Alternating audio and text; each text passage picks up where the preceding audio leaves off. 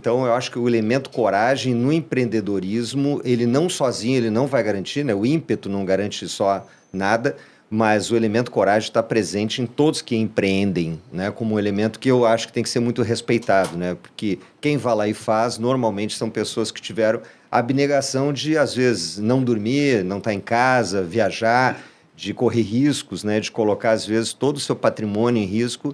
A coragem é um elemento fundamental, né? E o fio de dar certo e errado está muito perto, né? Muito perto. Hoje, todas as histórias das grandes empresas sempre teve algum momento de jogar tudo e sério mesmo, de ser inconsequente.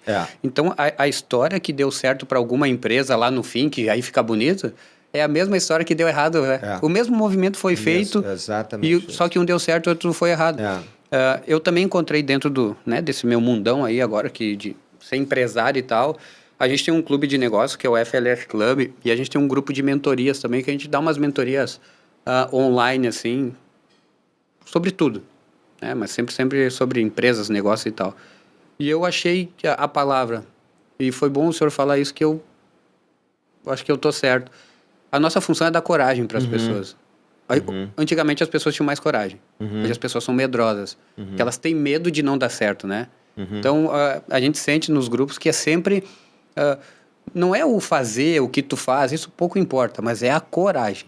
Porque ela olha que tem muitas cartas na mesa também, né? Com a internet, a gente tem olha plano B, que... C.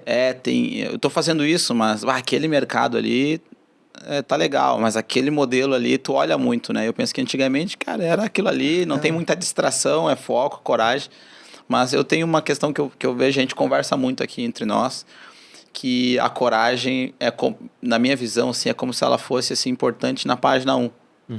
Parece que para dar certo tem que ter uma estrutura de gestão, de controle, de planejamento, né? Muito estruturada para que exista a página 2, 3, 4, 5 e assim por diante. O que tu vê disso? Danilo, assim, quando a gente olha, por exemplo, as empresas sobre a ótica da governança, lá num conselho de administração, num conselho consultivo, a gente percebe assim também, aquelas empresas que lá na página 1 tiveram muita coragem de enfrentamento naquele momento inicial, aquele ímpeto, até juvenil às vezes, né?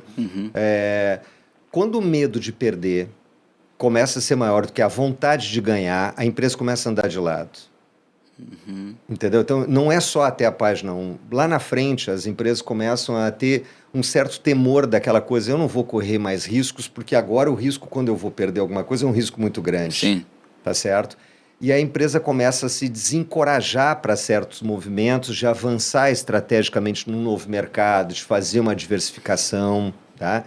E aí ela começa, inevitavelmente, entropicamente, ela começa, aquele mesmo medo que protege, começa a atrapalhar.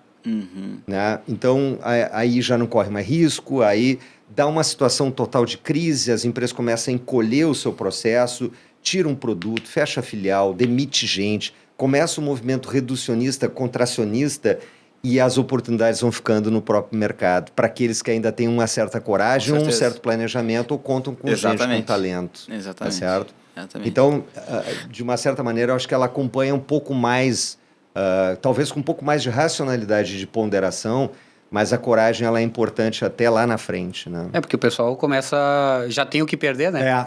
Exatamente. O Luxemburgo falava isso, assim, cara, não tenha medo de vencer. Se tiver medo de vencer, tu começou a perder. E não ter medo da glória, né? O pessoal tem medo, cara, o que acontecia muito nas finais, assim, aí que vem o líder, né? Que a gente vai conversar bastante sobre isso.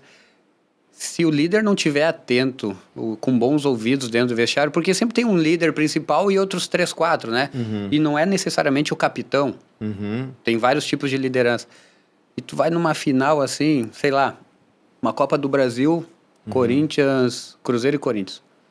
Fomos, se eu não me engano, ganhamos o primeiro jogo em Minas, fomos para São Paulo. Aí tem o Corinthians, Juiz e bababá.